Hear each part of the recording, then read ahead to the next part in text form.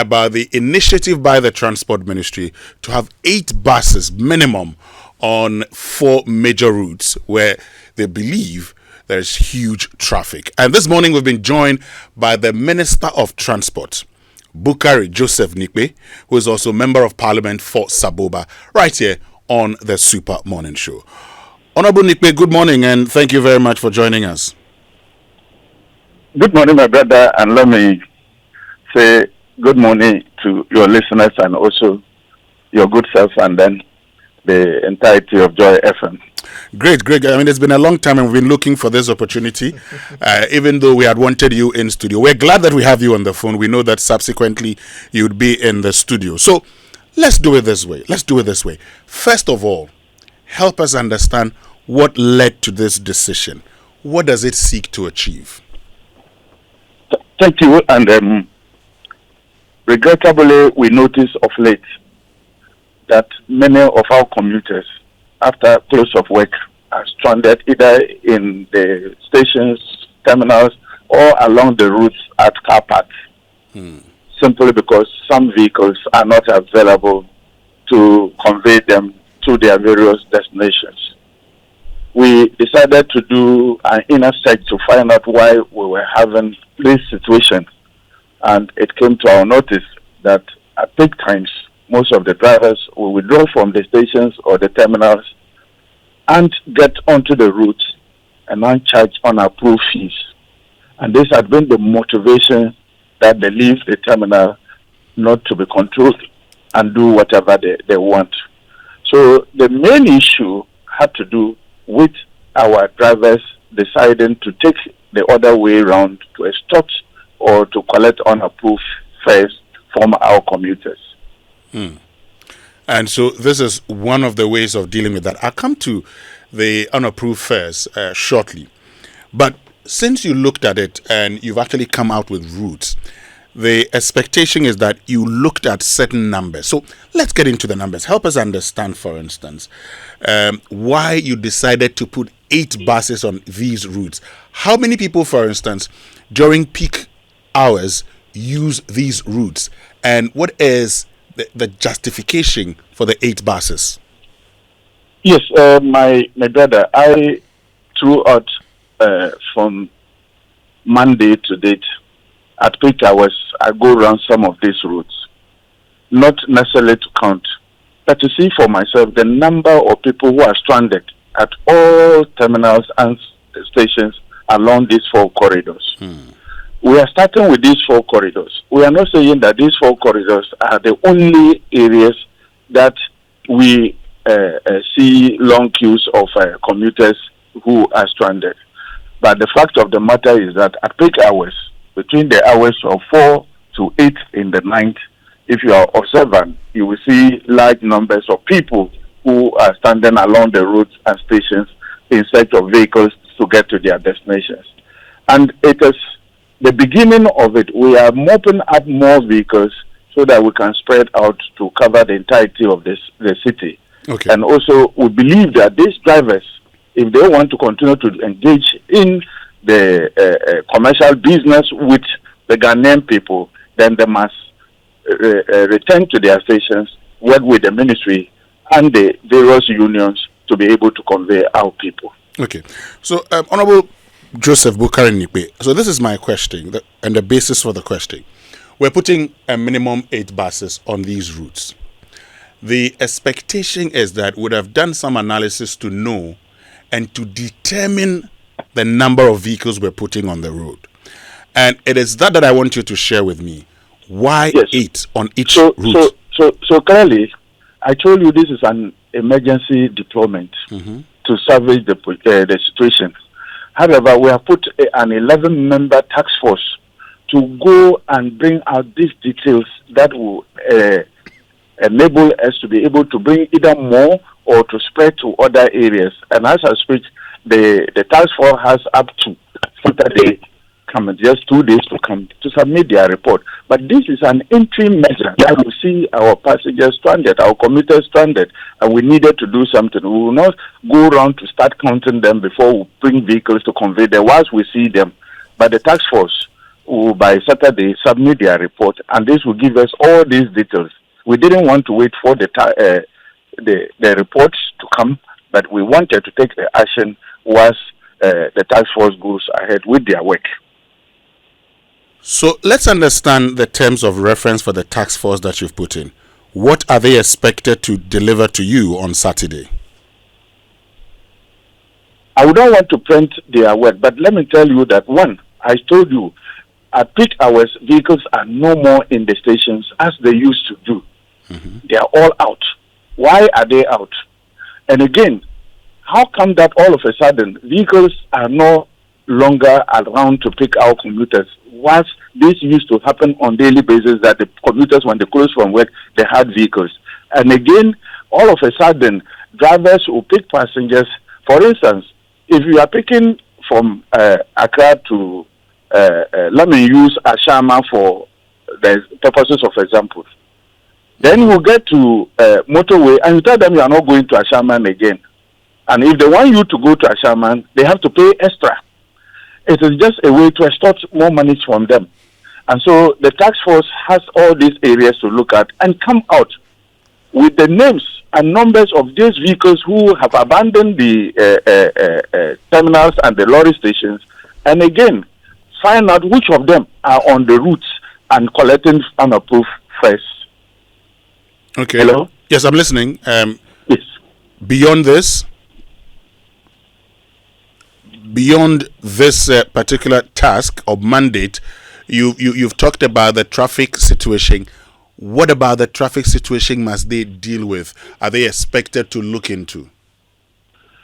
They are not responsible for traffic management. Yesterday, I had a conversation with the Minister of Interior and the Greater Accra Regional Police Commander to look at how to bring out more men to be able to sanitize our routes. But we believe that it's because of this indiscipline. If all the vehicles that were supposed to be at the terminals are on the routes now taking passengers, and the passengers will not go to the lorry stations or the terminals, you will see some kind of congestion on our routes.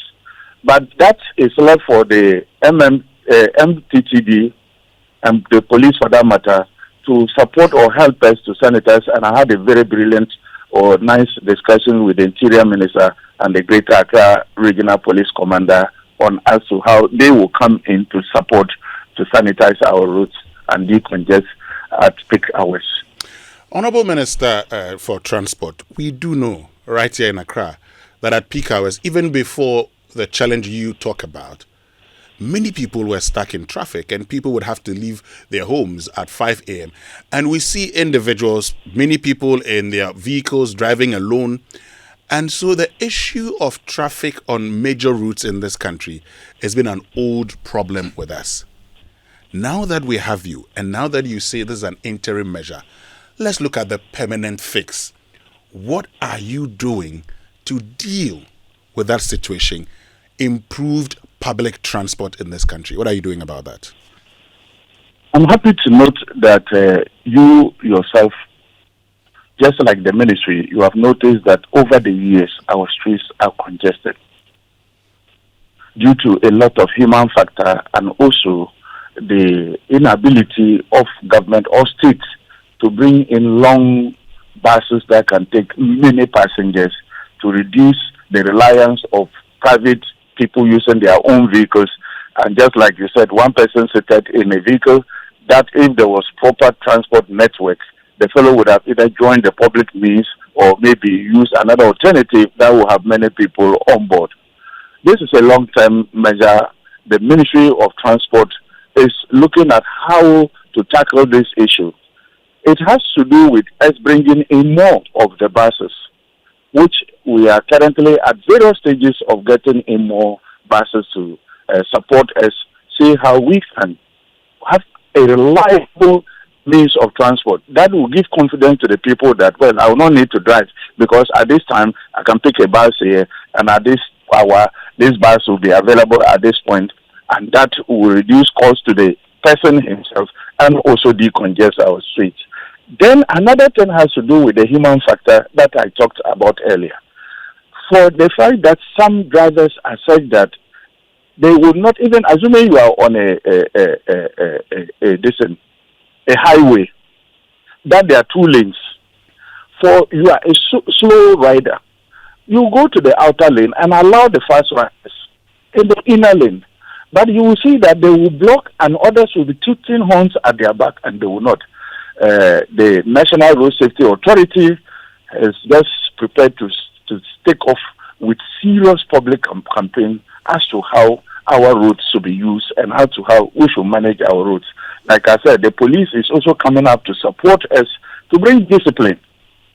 And we believe that with the long term of bringing in more public education and ensuring that there's discipline on our roads, we will to some extent reduce the congestions that we experience all the years. Okay. This interim measure that you've put in place, how long is it going to last? So we see that the situation is normalized and people go rightly doing their work. For instance, let's say there are a lot of buses in town, like they are the ones creating the congestion. So how come our commuters are stranded? Because some of these drivers do not want to belong to unions and follow the dictates of government and the unions. They are on their own. And you have no right to be a public transport operator without belonging to a union. And so based on that, we believe that when these task force come out and we are able to implement the recommendations they will bring, it will bring sanity and we'll get all of them who wants to do business in the transport sector belonging to unions and for that matter, having stations or terminals where our passengers will know that at this terminal, at this station, at this car park, I'll be able to pick a vehicle at all times. This will also help decongest our roads. Where are the buses from? Excuse me? The buses. Where are we getting the buses from? Oh, the various state-owned agencies like the Intercity STC, we are arranging to bring them buses.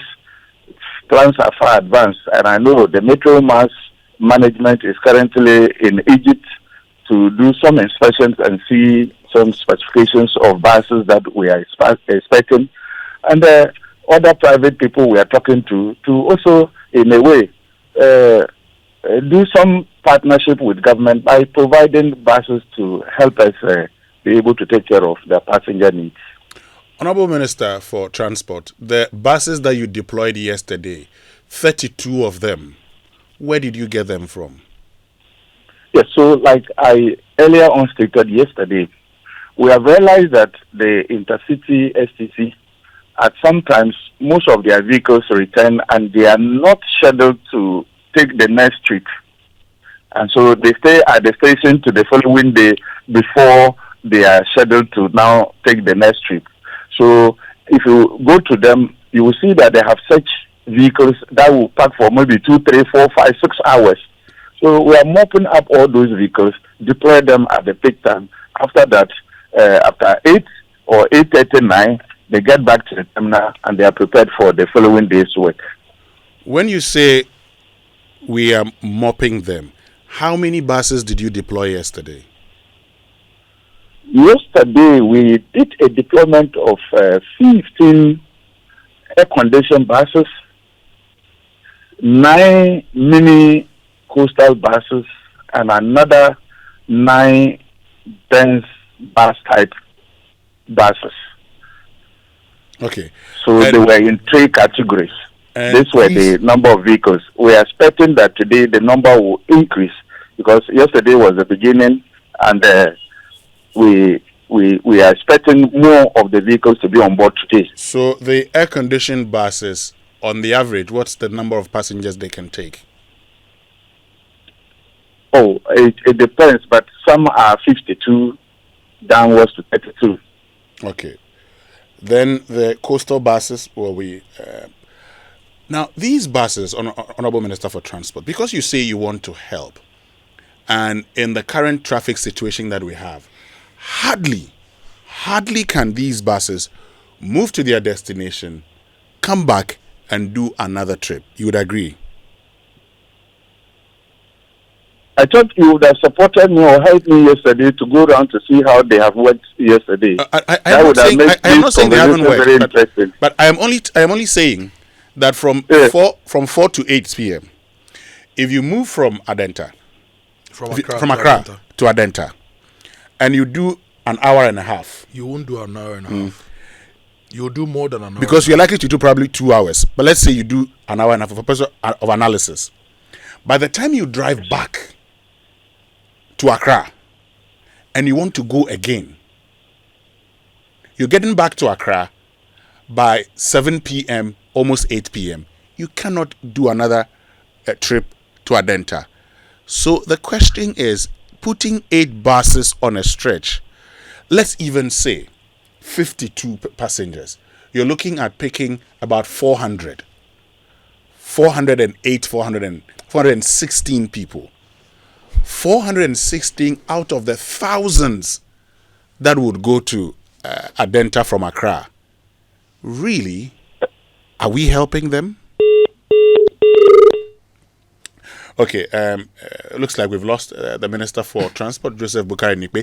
We'll try and raise him again, and then continue with the discussions with him. Yes, we'll try to bring back the Minister, but what we are trying to establish are the numbers and the effectiveness of this thing and the long-term solution. If you look at the Greater Accra metropolitan area, we are looking at a population of 6 million. Now, if we even assume that only 20% move during the rush hour, you're looking at about 1.2 million people. Yeah. Let's just say that on these routes, out of the 1.2 million, only 20% use these 4 routes. Okay, then you're looking at about some 240,000 people, if my math is right. Yeah. Now, if this is the number, and you're putting 8 buses per route, if we even assume we are putting 8 buses per route, and each bus is even 80 people, because some of them may accommodate other people to stand and all those, you are looking at a maximum of 4,000 people to be moved a day. Okay, could you? We have the Minister back. So, Honourable Minister, yes, before the break, I was asking the question about these buses and the achievement of the target that you have, because this is to help reduce a problem, help deal with a problem. The reality is that they're just going in there and picking up a minute percentage of those who are stranded. A minute percentage of people who need of these you commuters. mentioned a number, but then the line chip, I didn't hear that. Okay, so I indicated that if I pick, say, Accra to Adenta, yes, if you're going to be doing 2 hours from Accra to Adenta or more, you do more. Mm-hmm. Peak hours. Yes. Let's pick, say, the 52-seater bus times 8. So that's 416. Mm-hmm. 416 people that would go on that stretch. Between 4 to 8 p.m., by the time they get to Adenta and now come back to Accra, before they load the next people, it would be about 8 p.m. So technically, they're just going to do one trip, or for purposes of analysis, 1.2 trip, which in itself, if we're to do estimation, is one trip. So the point is, how does this really give the impact that you seek to achieve? Well, I am happy that you have said a number around 400. And I'm also happy that we are able to mop up these vehicles to be able to pick up some of the stranded commuters to get them to their homes after their day's work. And I stated that this is an interim measure that will be improved on a daily basis. So if yesterday was the beginning and we were able to convey over 400 commuters to their homes safely, I am happy about that. And I believe that going forward, we will now carry them in thousands because we'll be able to bring more vehicles on route. And the appeal still goes through you and to all other transport operators that at that time they should bring out their vehicles to be able to carry our Ghanaians home safely. And so for me, the initiative of just deploying some buses to help, no matter the number, is one of the key points that I believe that or a ministry, we should do, as a ministry, we should do to get our commuters home. And I believe that we'll improve upon it on daily basis. And at the end of the month, we would have achieved our aim of getting our commuters home safely. Honorable Minister, this is Joseph Kojo Agoto Boating. I'm mentioning the Joseph because you're also a Joseph, so... yes, but not the cat.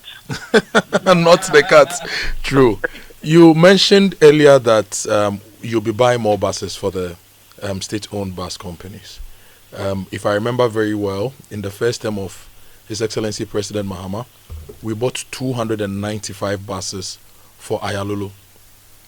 We wanted to run a BRT system. It didn't work. We downgraded it to a QBS system. It didn't work. In Nana Akufo-Addo's government, first budget, they budgeted 800 buses for the transport companies. In your budget, you have mentioned that you want to buy 400 buses. So we are seeing a trend that even when we buy buses, traffic doesn't reduce. I live on the Adenta Dodowa stretch. If I leave home at 4:30, I get to Joy FM, which is in Kokomlemle, by 5:15. So it means I can do the trip in 15 minutes to cover about 32 kilometers. So it means if I drive an average of 40 kilometers per hour, I can cover this particular distance in that 45 minutes or something. So yeah, let's say 50 kilometers per hour, which is safe speed and everything. Now you are putting buses on the Accra Adenta Road, which is 21 kilometers, Amasaman to Accra 21 kilometers, Accra to Kaswa 30 kilometers, Accra to Tema 40 kilometers. And these buses don't have any expressways, don't have any special provisions. They are going to join the traffic, just as all the previous buses your government bought and Akufo-Addo's government also bought, and the new buses you are going to buy. We seem to be doing the same thing without improving the traffic outcomes and the transport outcomes for the Ghanaian urban dweller. How do you intend to change this? I think that's the question Winston asked earlier. How do we plan on reducing the average traffic time for the Accra city dweller from 4 hours a day to, say, 2 hours a day? Well, we are asking questions that need a multi-sectoral approach and response. One, you mentioned the BRT system that was introduced in the past, and finally Ayalulu, and now I can tell you that Ayalulu is under the Ministry of Local Government. It is not under the Ministry of Transport. And we are also in talks with them to see how they can also mop up some buses to help in this situation.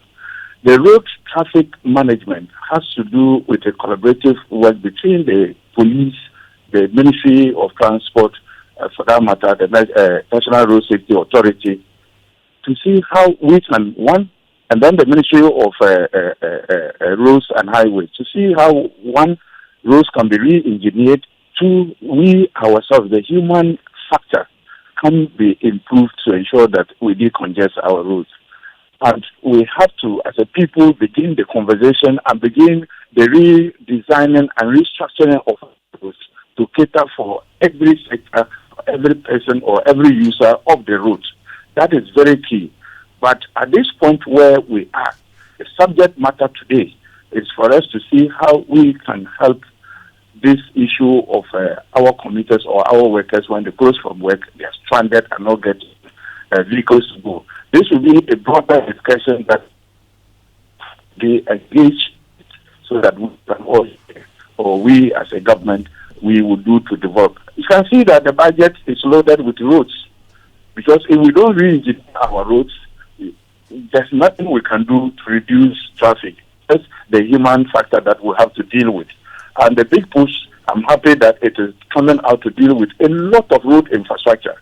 When that is done, there's a way we are looking at in a broader picture, terminating at all entry points, so that if vehicles are from other regions entering Greater Accra, there should be a termination point where they should end. And when we have buses, those buses will now be permitted to run the inner perimeters of the city. These are long-term measures we are putting in place. But for today, we are working hard to ensure that we get our workers or commuters who are stranded every evening. We engage with the broader conversation as to how a long-term solution will be brought in by re-engineering, by reorienting ourselves as to how to use our routes, and also the discipline that will have to come along. We here have done our own independent analysis. Whilst we wait for the long-term investments in dedicated BRT lanes, we decided to model a contra-flow system, and we modeled it with 100 buses for 5 routes, and our estimates suggest that we can move about 2.68 million people every month if we did that. In your deliberations as a ministry with other sister ministries, have you ever considered implementing a contra-flow system within Accra, Kumasi, and the heavy traffic-prone areas? Definitely, these were the reasons why Ayalo was moved to the Ministry of Local Government, just to see how it could be used to decongest. And Kumasi was to be a model or a steady ground for such experiment. Apparently, nobody will tell you that it didn't work. It didn't work because we didn't re-engineer the routes. It didn't work because we didn't reorient our road users as to how they should behave on the routes. Now that I feel that with the government's intention to re-engineer routes, to reconstruct routes, and open up the city, we will be able to create a kind of free flow on the roads that are going to be re-engineered, that are going to be constructed. And again, with the education that the National Road Safety will be doing, will also bring the discipline on the roads.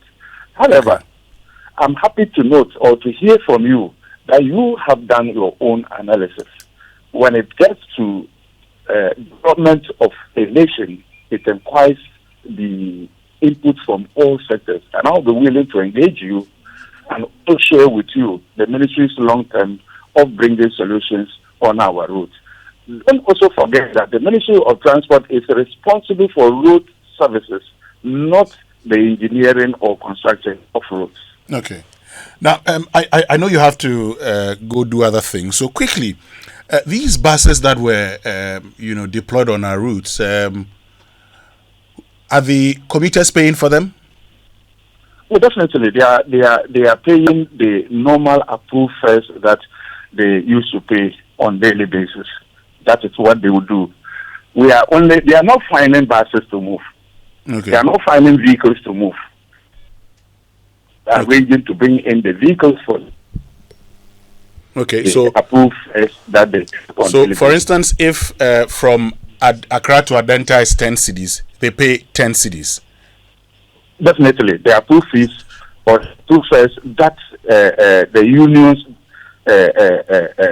had with the Ministry of Transport. That is what is applicable. And you say some of these buses belong to STC, so these funds will go to STC and their partners who have vehicles with them. Have you used or do you plan to use any privately owned buses? Yes, I have instructed this morning the MD of the city STC to go meet with some other private companies. If they have vehicles, they can make them available for such operations. Honorable Minister, the expectation would be that if the state wants to come in, the state would at least cushion people a little bit. There is no any cushion that is bigger than the state negotiating to get a 50% reduction of fares. And that was a big cushion, and we are fighting to enforce it, and we are encouraging our commuters to support us and remain within the approved fares that the ministry agreed with all the unions and that we signed for operations. Honorable Joseph Bukari Nipo. The cushion again has to be we arranging the vehicles for them. Either two, they wouldn't get the vehicles. And so that arrangement will also help them get home after work and also prepare for the next day's work. And we sympathize with them. We want to say that this should not happen. and want to encourage all vehicle owners. We want them to remain in business, that they should find a way of